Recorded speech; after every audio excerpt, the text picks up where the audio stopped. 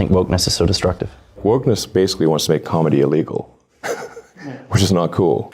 This woke mind virus, how did it start? Was it bats? Was it a escape from a lab? I mean, what is your assessment of what? Because it's fairly recent. How did it start and why? I was trying to figure out where it's coming from. I think it's actually been a long time brewing, in that I think it's been going on for a while. The amount of indoctrination that's happening in schools and universities is, I think, far beyond what parents realize. Elon Musk once tweeted, "The woke mind virus is making Netflix unwatchable." But what exactly does he mean by woke mind virus? And why is this billionaire tech mogul so adamantly against it? In this video, we'll dive deep into Musk's war on woke culture. Go ahead, Elon, tell him what's up. Mind virus, which I consider to be a civilizational threat. Oh. I'm generally against things that are anti-meritocratic, or where there's an attempt to suppress discussion, where even discussing a topic is, not allowed. So a quick recap. Just in case you don't know, this guy Elon Musk is the billionaire genius behind Tesla, SpaceX, and The Boring Company. Why should I invest in Tesla rather than Mercedes-Benz? Well, I actually rarely tried to convince anyone to invest in Tesla. And many times I've recommended people don't invest in Tesla, and I've said our stock is too high, but then people just ignore me and keep buying the stock for some reason. Oh, and let's not forget his $44 billion purchase of Twitter, which he has now rebranded as X. Elon Musk is someone who doesn't fit neatly into any political box. Sometimes he backs liberal ideas. Other times he's right there with the conservatives. But if there's one thing he's consistently spoken out against, it's what he calls the woke mind virus. Now, what exactly does Elon mean by the woke mind virus? According to him, it's a dangerous idea spreading like wildfire through the media, politics, and even our personal lives. He argues that it twists people's thinking, making them overly sensitive and easily offended. It's like people are using wokeness to appear virtuous while actually being harsh and unforgiving. And for Elon, it's personal. So I think a lot of people thought when you bought Twitter that this is kind of an outlier. Like, what doesn't fit with these other things you're doing? I never thought that. Because I think you're dealing with big civilizational issues and problems, and I was right on your page. I think Twitter is one of them. I mean, you have talked about this woke mind virus. Yes. In really apocalyptic terms. Yeah. You should explain why you don't think it's hyperbole to say things like it's pushing civilization towards suicide. First of all, what is the woke mind virus? And if we don't deal with this, nothing else can get done. Tell me why you think that. Yeah, so I think we need to be very cautious about anything that is anti-meritocratic, and anything that is that results in the suppression of free speech. Those are two of the aspects of the woke mind virus that I think are very dangerous. Is that it's often anti-meritocratic. You can't question things. Even the questioning is bad. So, another way to almost synonymous would be cancel culture. And obviously, people have tried to cancel you many times. Many times. Yeah, I mean, every week. Yeah. Talking about personal, let's go deeper into his relationship with his eldest child, Xavier, which is one of the reasons he's so strongly against this group. Things have been strained between them, mainly because of their opposing views on transgender issues. A few years back, when Elon identified more with the Democrats, he supported Xavier's journey with hormone treatments and surgeries. But over time, as his child went deeper into gender-affirming care, Elon began to feel a deep sense of loss. It was as if he was grieving the child he once knew. In interviews, Musk has admitted that he didn't understand much about transitioning back then. But after seeing what happened to his son, he believes Xavier was sterilized and killed by wokeism. Harsh words, right? But that's how Elon sees it. He feels he was tricked into supporting something he didn't fully grasp. And now he's determined to fight back against it. Now, while Elon Musk may be shaking things up with his crusade against woke culture, not everyone is buying into it. Think about it. Social issues are rarely as black and white as Elon makes them out to be. Who don't know what they mean when they use this word.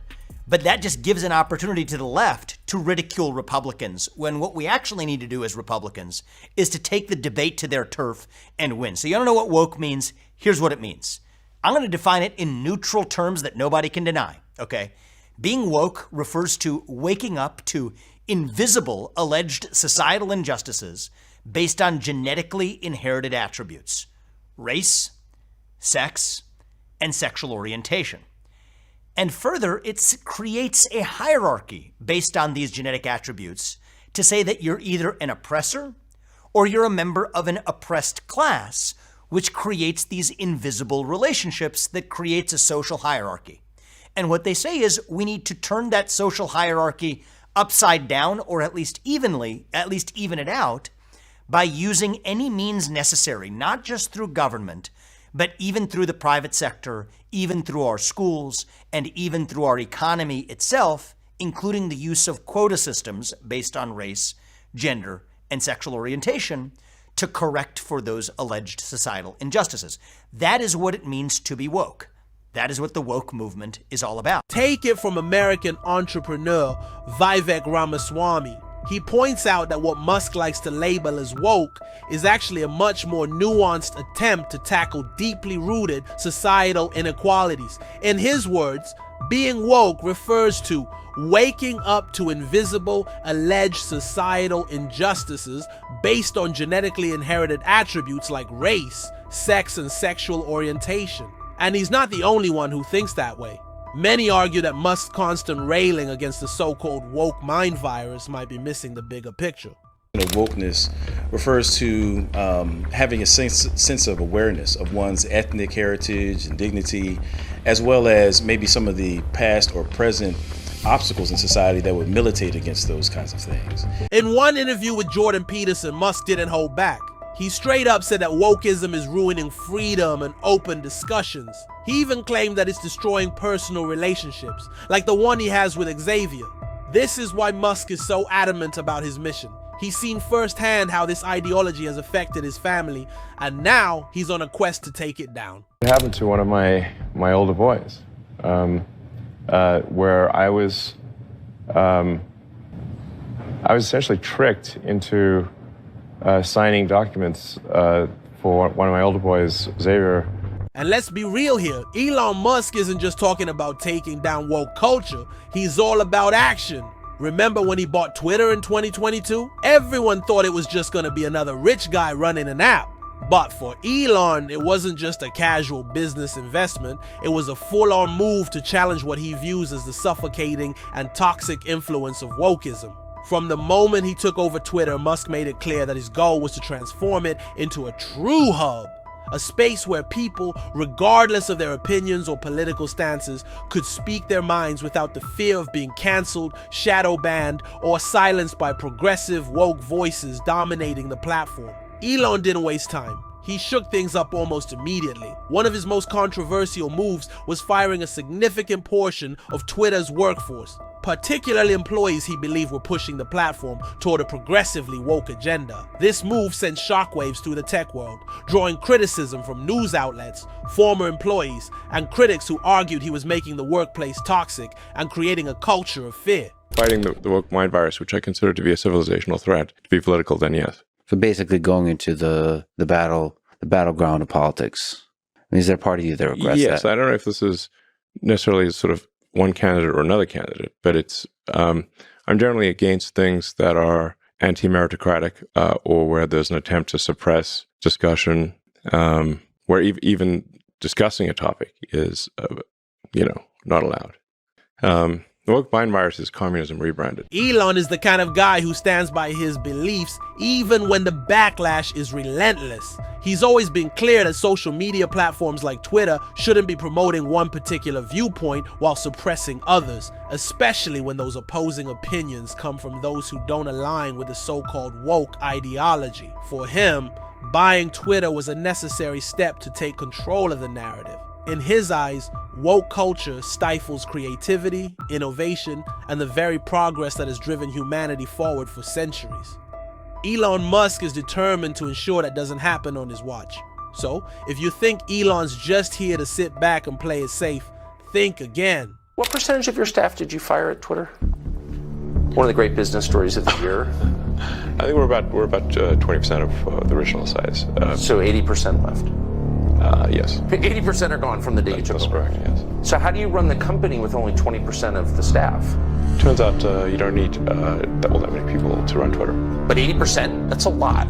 If you're not trying to run some sort of glorified activist organization and you don't care that much about censorship, then you can really let go of a lot of people, it turns out. It's clear that Musk's war on woke culture is far from over. He's using his influence, money, and platforms to push back against what he sees as a major threat to progress and freedom. You have to admit, he's not playing around. Whether it's firing Twitter employees or sharing his personal story with his son, Musk is all in on this battle. While some people agree with him, others think he's gone too far. Now over to his political stance. This often puts him at odds with high-profile figures, including Vice President Kamala Harris. Musk has made it clear that he's not a fan of overly progressive, stifling culture. Harris, who is a major advocate of progressive policies, finds herself in Musk's crosshairs. When will politicians, or at least the intern who runs their account, which in most cases is probably true, if you check Joe Biden's Twitter account, my God, some of the stuff that's posted on there is just inane.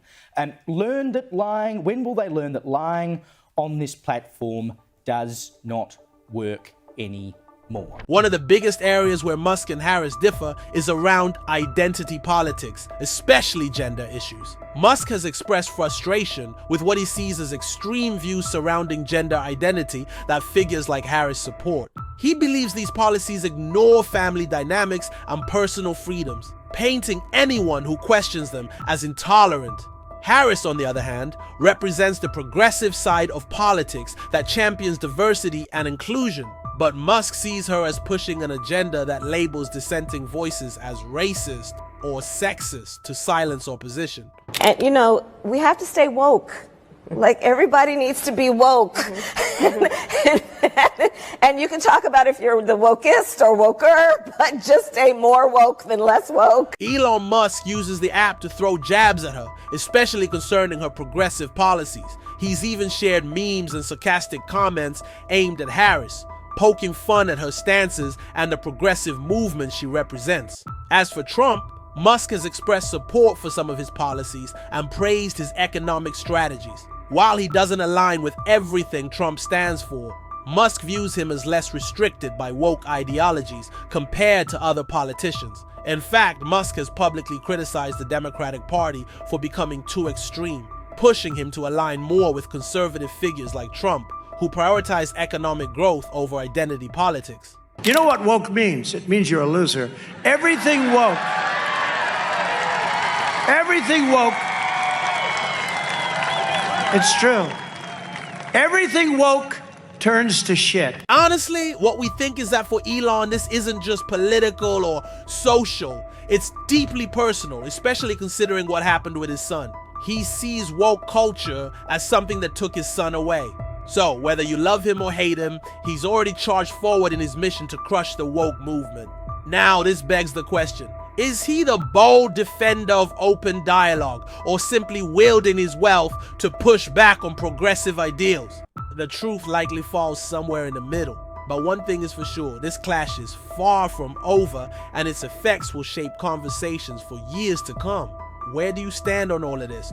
Join the debate in the comments, and don't forget to subscribe for more videos where we break down the latest in culture wars. Thanks for watching, and we'll see you in the next one.